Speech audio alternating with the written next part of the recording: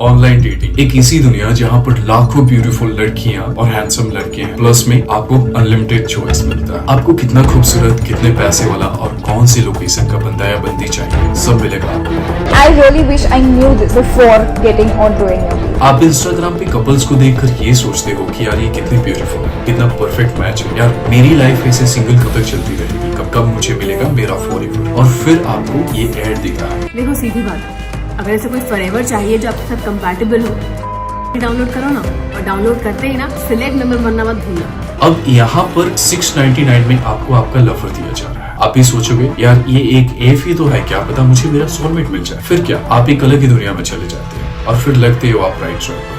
Relationships are powerful. It's what builds everything around. चलिए हम लोग अपना वीडियो एक क्वेश्चन से स्टार्ट करते हैं। डेटिंग एप्स को फायदा तभी पहुंचता है जब बार बार आप उनके एप्लीकेशन पे जाते रहते हो, आप उन्हें यूज करते रहते हो। ऐसे में कोई भी एप्लीकेशन ऐसा क्यों चाहेगा कि आपको आपका पसंदीदा पार्टनर मिल जाए ताकि दोबारा इन सब एप्लीकेशन की आपको जरूरत ही नहीं पड़े, आप उस पर दोबारा जाए ही ना। मुझे नहीं लगता कि वो लोग ऐसा चाहेंगे। आप अपनी राय कॉमेंट बॉक्स में जरूर दे सकते हैं। डेटिंग ऐप पे आप तो आए थे अपना सोलमेट ढूंढने, बट यहाँ पर आपको मिलती है अनलिमिटेड चॉइसेस, तो फिर आप शुरू कर देते हो राइट स्वाइप करना। एक स्टडी में पता चला है कि ये जो स्वाइप का चक्कर है ये आपके लिए और मुश्किल खड़ा कर देता है एक राइट पार्टनर ढूंढने में, क्योंकि आपके पास अनलिमिटेड चॉइस अवेलेबल होती है। With so many options to choose from, people find it very difficult to choose at all. आज तो हुकअप वाली भी डेटिंग एप्स आ चुकी हैं। इनकी एड्स ही हुकअप प्रमोट करती है, और फिर जो आपने सपना देखा था प्यार, बॉन्डिंग, सोलमेट और वो एक फैमिली प्लानिंग का, सब एक झटके में खत्म हो जाता है। तब शायद जाकर ये एहसास होता है कि ये एप्स का डिजाइन ही आपको सिंगल रखने के लिए किया जाता है।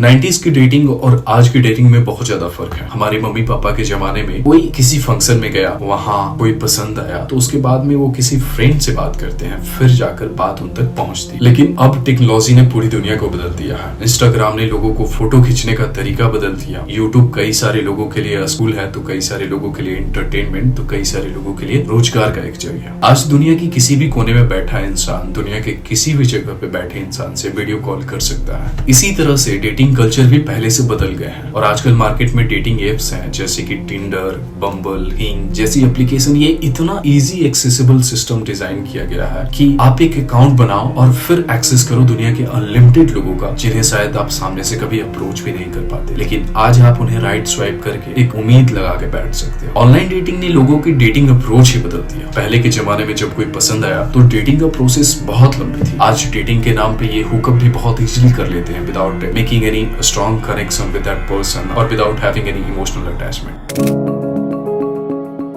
अब ऑनलाइन डेटिंग जैसे जैसे इवॉल्व हुई वैसे वैसे डेटिंग एप्स को मार्केट में बहुत ज्यादा प्रॉफिट आना शुरू हुआ। जैसे आज के टाइम में सबसे ज्यादा मार्केट कैप है टिंडर, बम्बल और हिंग जैसी कंपनीज के पास। बहुत पहले मैचबॉक्स ये एक एप्लीकेशन थी जिसे कुछ कॉलेज फ्रेंड्स ने मिलकर बनाया था, और इनका कॉन्सेप्ट बहुत सिंगल था, हॉट एंड नॉट हॉट। मतलब कि अगर राइट स्वाइप करे तो उसमें आपको इंटरेस्टेड है, वो बंदा हॉट है, और कोई आपको लगता है कि वो लूजर है जो आपको पसंद नहीं है, तो उसको आप राइट स्वाइप कर देना।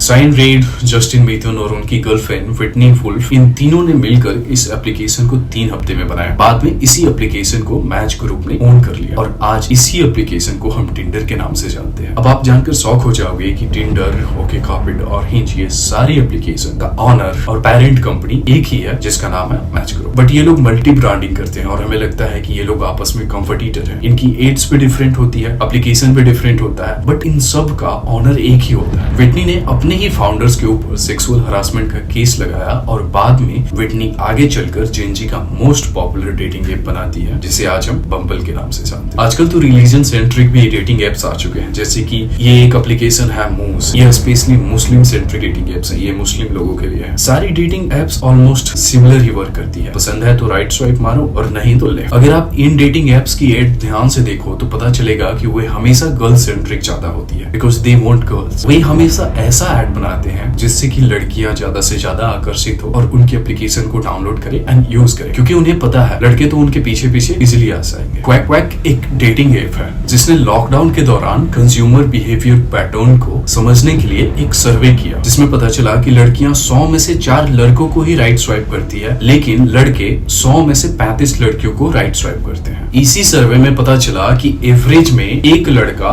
10 लड़कियों से चैट करता है, मगर एक लड़की 25 लड़कों से। अभी दुनिया की सबसे पॉपुलर डेटिंग ऐप है टिंडर, सबसे फेमस ऐप है, लड़कियां भी बड़ी बड़ी है। इसी चक्कर में सिंगल लड़के बना लेते हैं टिंडर के ऊपर अपना एक profile. What you think it is easy to find a girl on Tinder? एक स्टडी में पता चला कि टिंडर के ऊपर bottom 80% mens compete with bottom 20% womens, और जो टॉप 80% वुमेन्स है उनको चाहिए 20% मेन्स। तो आप खुद ही सोचो ना, 80% लड़कों को बची हुई 20% लड़कियां ही मिलनी है, और वो 20% लड़कियों को टिंडर ने लीस्ट अट्रैक्टिव के कारण नीचे रखा हुआ है। और ये 80% लड़के हमेशा उन 80% लड़कियों को स्वाइप राइट करते रहेंगे, मगर वो 80% लड़कियां हमेशा उन टॉप 20% लड़कों के पीछे भागती रहेगी। नहीं समझ में आया? आसान लैंग्वेज में समझाता हूं। जैसे मान लो 100 लड़के और 100 लड़कियां का समूह है। अब इनको रेटिंग दे देते हैं उनकी लुक्स के ऊपर, उनकी बैकग्राउंड में क्या है, वो कितना अमीर दिख रहे हैं इसके अनुसार से। यानी जो सबसे अच्छी या जो सबसे अच्छा और जो सबसे अमीर दिख रहे हैं उनको टॉप पे मानेंगे, और जो सबसे नीचे हैं उनको काइंड ऑफ गरीब या लेस अट्रैक्टिव दिखने वाले लोगों। तो ऊपर के जो 80% लड़कियां हैं उनको टॉप 20% लड़के चाहिए, और वो जो 80% लड़के हैं वो उन लड़कियों के पीछे भागते रहते हैं, यानी उनको राइट स्वाइप करते रहते हैं जिनको कोई और बंदा चाहिए होता है जो दिखने में काफी ज्यादा अमीर या काफी ज्यादा हैंडसम लग रहा होता है। तो ये एक ऐसा ट्रैप है, एक ऐसा लूप है जिसमें किसी को अपना पसंदीदा पार्टनर मिल ही नहीं सकता। बट ये लड़के लड़कियों को टॉप और बॉटम में फेक कौन रहा है? ये सब कौन कर रहा है?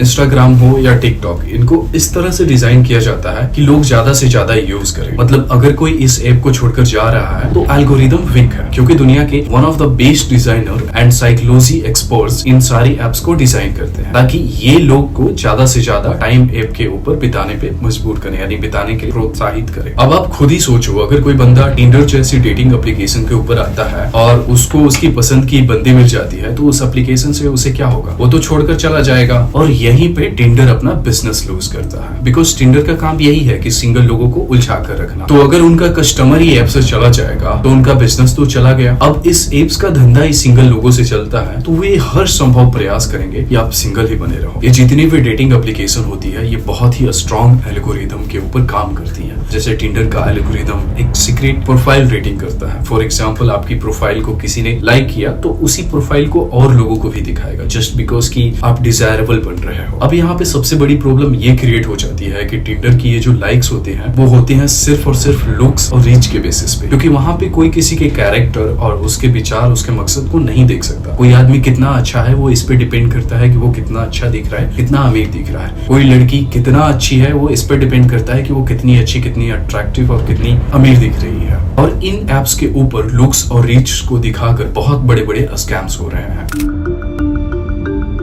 इन लोगों को देख रहे हो, लास्ट ईयर 5 नाइजीरियंस को दिल्ली में पकड़ा गया। बेसिकली ये लोग टिंडर जैसी एप्लीकेशन पे एक प्रोफाइल बनाते हैं जिसमें वो मेंशन करते हैं कि वो एक डॉक्टर है, फिर वो लड़की से चैटिंग करते हैं, बोलते हैं कि मुझे तुमसे प्यार हो गया, मैं तुमसे मिलने इंडिया आ रहा हूँ अपनी माँ के साथ ताकि शादी की बात कर सको। वे उन्हें फ्लाइट की टिकट, फेक फ्लाइट की टिकट की फोटो भेजते हैं, और फिर वो अचानक से कॉल करते हैं कि मुझे एयरपोर्ट पे कस्टम ड्यूटी वालों ने पकड़ा है, मुझे 1-2 लाख रुपए चाहिए। और कई लड़कियां दे भी देती हैं। इस बात को बहुत सारी लड़कियों ने इंटरनेट पर एक्सेप्ट किया है। इसी तरह लड़कों के साथ भी स्कैम्स होते हैं, लोग दिखाकर उनसे मीठी मीठी बातें करके सिर्फ और सिर्फ होटल तक ले जाने तक। जैसे बहुत सारी न्यूज आती रहती है कि लड़की टिंडर बम्बल जैसी एप्लीकेशन पे मिली और बाद में उन्होंने होटल बुक किया, होटल में लेकर गई, फिर वहीं पे होटल में लड़की का कोई फ्रेंड या कोई लौंडा आ जाता है और फिर ये दोनों मिलकर उसको धमकी देकर उसे लूट लेते हैं। और ये सब सिर्फ लड़कियां ही नहीं, लड़के भी इससे कम नहीं है टिंडर बम्बल जैसी एप्लीकेशन के ऊपर स्कैम करने के मामले में। ये है साइमन हयात, जो कि दुनिया का one of the biggest Tinder swindler है, और इसने टिंडर के ऊपर अपना एक अकाउंट बनाया और बहुत सारी लड़कियों को दुनिया भर में फंसाया, और सिर्फ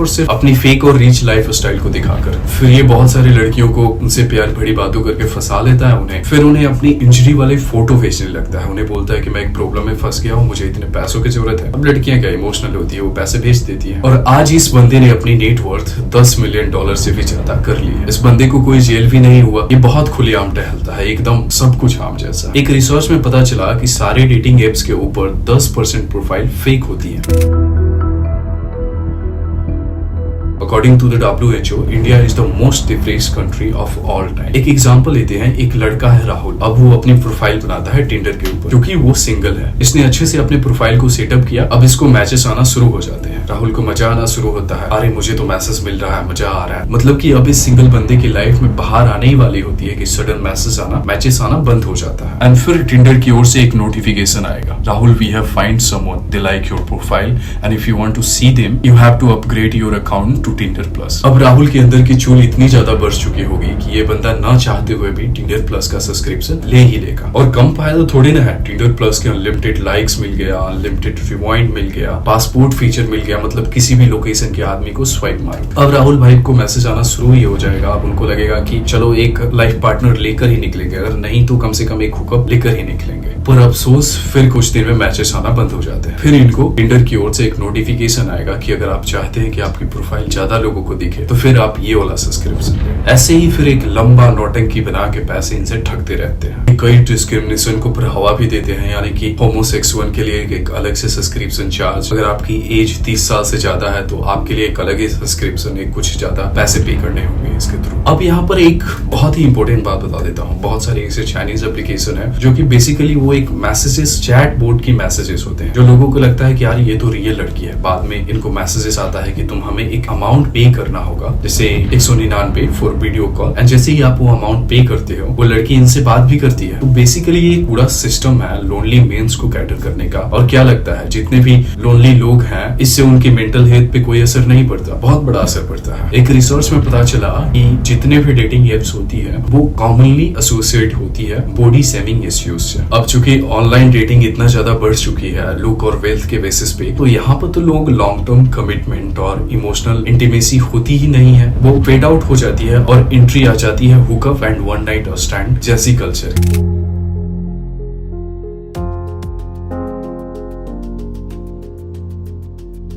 एक रिसर्च में पता चला कि 20% लोग वन नाइट स्टैंड कर लेते हैं उस इंसान के साथ जिनके साथ वो ऐप पे मिलते हैं। मतलब कमिटमेंट और लॉन्ग टर्म पार्टनरशिप चाहे तेल ले, वन नाइट स्टैंड ही सही। यहाँ तक कि जो लोगों की प्रोफाइल होती है वो भी एस्थेटिक उस ऐप से डिजाइन होती है। यहाँ तक कि इस पर कई ऐसे प्रोफाइल भी होते हैं जो कि सिर्फ और सिर्फ हुकअप्स प्रमोट करते हैं। वहाँ पे वो मेंशन करते हैं कि ओनली फॉर हुकअप्स। और एक डेटा सामने आया है जिसमें 26% लोग इस एप्लीकेशन पे जाते हैं, वो एक लॉन्ग टर्म रिलेशनशिप की वजह से नहीं जाते हैं, वो एक सिर्फ hookups and one night stand के लिए जाते हैं। ये सब बिल्कुल भी नहीं है कि यहाँ पे कई ऐसे कोई भी एक रियल, हाँ कुछ अपवाद के केसेस मिल जाते हैं कुछ, यानी कुछ ऐसे रिलेशनशिप भी इस पे बने हैं जो कि शादी तक पहुंचे हैं, लेकिन इनको हमेशा हम अपवाद के रूप में ही देखेंगे क्योंकि इनकी परसेंटेज हमेशा कम होती है। जैसे मान लेते हैं 5 या 1%। देखो मैं यहाँ पे किसी चीज को जज नहीं कर रहा हूँ, आपको जो करना है करो, लेकिन बस मैं अपनी ओर से ये बताना चाहूंगा कि ये सब जो डेटिंग एप्स होती है वो आपके फायदे के लिए नहीं बनाई जाती है। वो चाहते हैं कि आप हमेशा लोनली रहो या आपको फालतू रिलेशनशिप मिलते रहे।